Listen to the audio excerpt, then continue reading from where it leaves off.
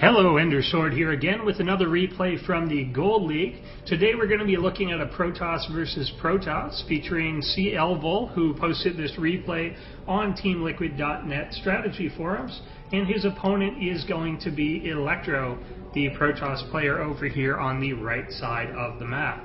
The three things that I'm going to try and focus on most during this game are, number one, the idea of being aggressive against a player that is being really greedy or cutting a lot of corners. A lot of players will either opt to not really adequately defend themselves or kind of cut parts of the game that are required to stay alive and hope that you don't poke at them in order to gain either a later military advantage, a tech advantage, or an economic advantage. And we're going to see that coming out of the blue player in this game. Second thing that I'm going to focus on is the idea of expanding at the right times and what the differences are between a base that's saturated well versus a base that is oversaturated, and we'll look at the income differences there.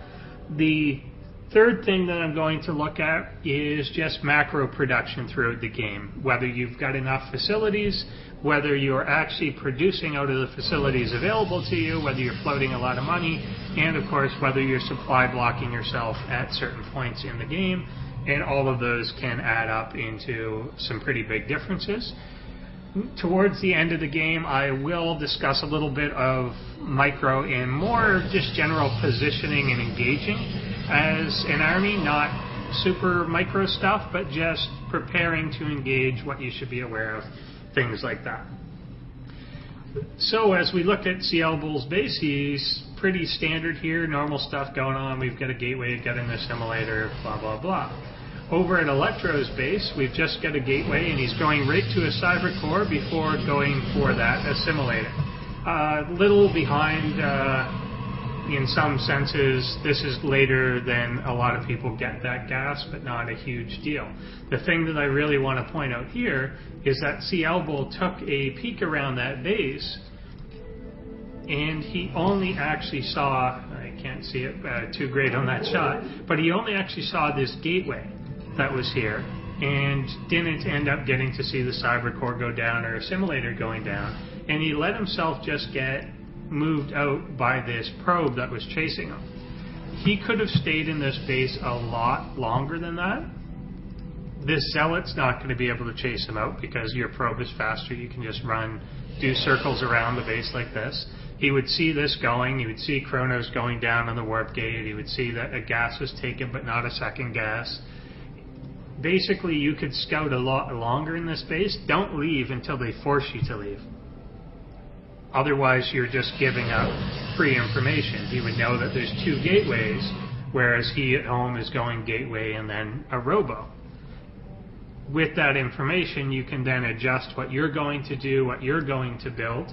If you knew that there was only one zealot out here, and he was making two additional gateways, then maybe you wouldn't make a sentry. Maybe you would add your own gateways. Maybe you would do something a little bit different to take advantage of that fact. And here we should note as well, there is a bit of a supply block going on for just a few seconds there, but everything does kind of add up, and we'll see another one again in a minute. But the main point of this is don't leave until someone makes you leave, and even at this point, this is the only military unit out right now. He can't make him leave that base. The probe could still be running around in there, getting all this information, 3 gates in a robo. By being there, you either force him to make a ranged unit that can take you out, or you just get to see everything.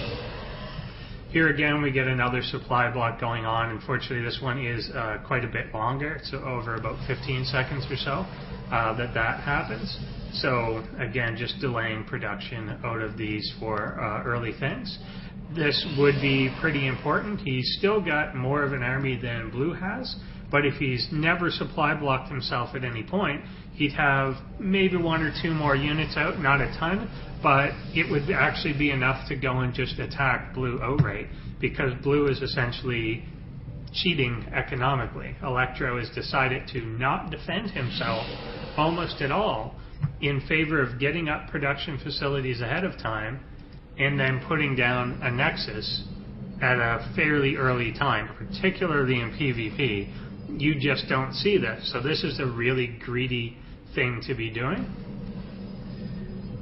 Now he's slightly behind in probes themselves, but as soon as he gets this nexus up, he's going to be able to produce them out of 2 facilities, and he's quickly going to catch up. So he's going to end up with a very quick economic advantage here, and it's simply because the red player, one, never really adequately scouted that to see if he was kind of cheating on his defenses, but also that he never made a push. This army here is actually quite sufficient to go and do a fair bit of damage to this one and possibly just knock the whole thing out. So sometimes you want to be a little more aggressive, and you'll often go poke and just immediately pull right back home, but you just want to keep someone honest. Make sure that they are in fact defending themselves, or else they can do this, and then while they're behind in the early game, they're going to end up ahead of you later on in the game. Now, I mentioned the probe count earlier. Red is still ahead in probes with 30, whereas blue has 29 probes right now and just now 30. But with an even probe count, or even one advantage on red, I want to just look at how the incomes look like. Gas is obviously quite similar. They are mining just both out of the 2 gases. But the red player is actually oversaturated on his minerals. This is more probes than you actually require on your mineral patches. So we can see that with the basically the same number, 31, now 32 probes, the blue player is actually getting about 180 minerals more per minute than the red player Clbull is. And that's because he's taken that expansion and is now not oversaturating. So when you oversaturate these minerals, you're actually getting diminished returns on them. The additional probes don't actually add as many minerals as the ones previous. And when you've got this many, you're actually beyond the point that they're adding any benefit to you whatsoever. Some of these could actually be completely pulled off, and they would still be and you would still be getting the same amount of income out of it. So that's something that you do want to keep in mind, and try and have your expansions going up before such a time that you do end up oversaturated on your base. That way you're maximizing your actual income. Now PvP can be a little different. Very rarely do you see a lot of expanding going on, but where both players are being very passive, you could safely do that. In terms of the macro production, again, there are just small slips in what's going on.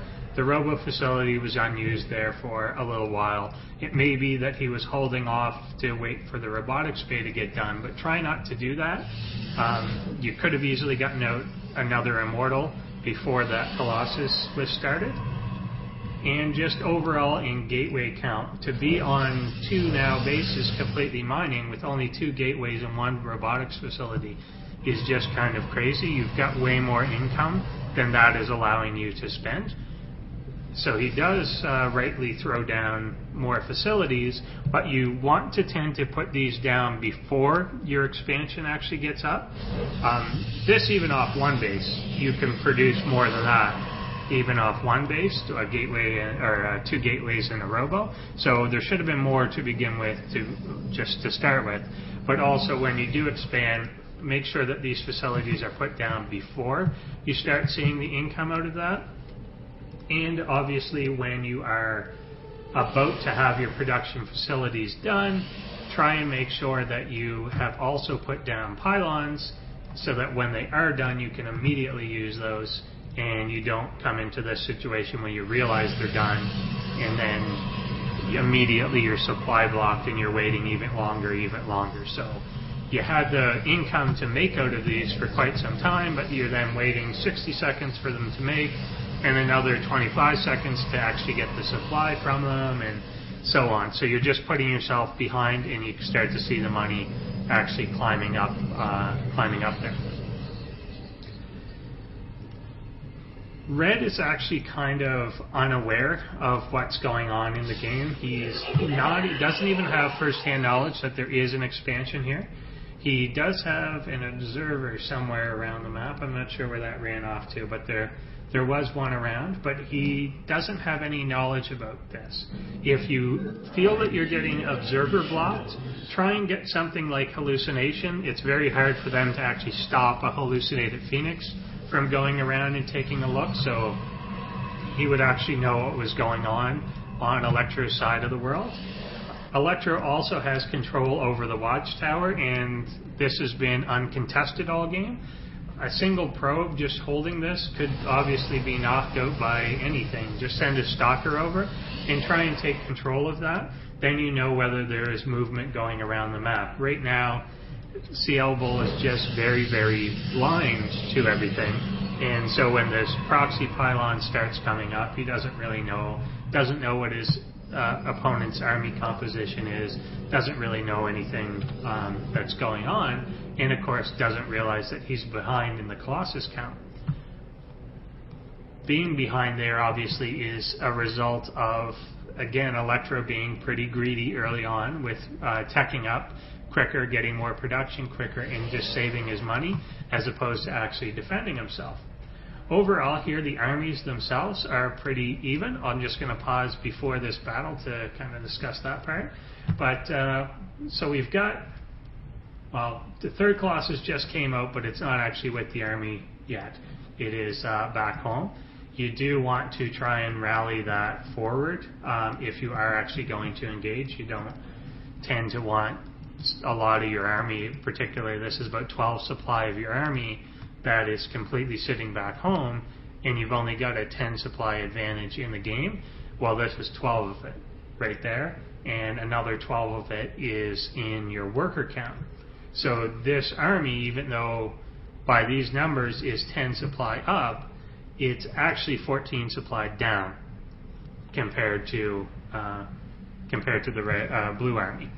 The positioning here is also just pretty bad. He's strewn out, not really in any particular order. He was obviously just kind of planning on remounting up here and making a push in, but because of that lack of vision, that lack of awareness of what was going on, he's not aware that this army is up here on the high ground, and obviously he has full vision of what the red army is doing and knows whether this is a good time to engage or not. So I'll just take a look at this engagement. He does notice, and then they do engage. Red is engaging onto the high ground. Not usually a great thing to do. Blue just has a better concave up there. You can see that red's units are a lot more grouped together. Blue is actually arcing his around so that he can avoid a lot of the Colossus's fire. The Colossus are targeting down the enemy Colossus. A lot of people do this, and there is a time and a place to do that. However, often you don't want to, particularly if you're getting flanked like that. What you'll end up doing is exactly this, that you will, in fact, knock their Colossus out, but the superior gateway army to your own gateway army is just going to knock your stuff out. And in the meantime, your Colossus are hitting 1, 2, 3 targets, and their Colossus is hitting your whole ball and hitting like 8 things at the same time. So you do want to not do that. The overall thing that he could have done here when he came across and his Colossus would be able to see that he was on the high ground is pull right away. Just do not engage that at all. There was nothing forcing him to make that engagement in any way. So he just shouldn't have done it in the first place. You could actually just pull back, either make your opponent come down on the low ground with you. Don't engage him up there. Don't engage him where you're going through a choke and he's got a much larger surface area. You just don't want to be doing that. Now, some of these things people do kind of categorize as micro, but it's not so much micro that you're actually controlling your individual units. There are certainly some micro opportunities there as well. For both sides, the zealots were actually stuck behind their own stalkers, things like that. And they could have been focus firing down different targets and so on. but it's really just the general engagement. Usually the shape that you're in and the place that you're engaging determines the battle a lot more than just micro, particularly at this level. It may not be worth your time to micro every unit. You'd be better off going back home and remacroing up an army. Now we see here at the end, these were just coming in. He realized how high his mineral count was, and again we'll just take a look back to around that time. At the end of that battle, he was floating over 1,000 minerals. Once he kind of started to push out, that very quickly drifts up. He's only paying attention to that battle, and that ended up in the 1200 range. You want to make sure that you are always actually using your production while fighting, and in this case he simply didn't have enough production to use all his money, so even when he does a full warp in again of units, it's just not even near enough to actually consume everything there. If he was able to instantly warp in 11 more zealots or something, then he may have had a bit of a better chance of just holding this off, reinforcing with his own Colossus, getting something done, something like that. But again, just not enough production facilities, particularly once you know you're going to 3 bases behind this attack. So it's really those things. When someone's being greedy like that early on, you have to punish them, or else they're going to end up ahead of you, and you'll have to claw your way out of it. Second thing, obviously make sure that you're expanding before you're oversaturated. Try and get those expansions a little quicker. I know PvP is a bit weird for that, but particularly where your opponent had expanded, you do want to try and do that along with him, or you're behind in income. And the third thing, obviously, in macro production, make sure there's facilities there before you have the economy available to use it, and don't supply block yourself at those key times when production is really coming online and really early on in the game, because it does make a big difference. The engagements is something that just kind of comes, I know those are more split-second decisions. You just have to decide whether to go or pull back, and that just comes with a little bit more experience. But in general, just don't attack uphill, don't attack through a choke, things like that. If you're not forced to, then pull back and make them come to you and get a slightly better position. So I hope that helps, and thanks for watching.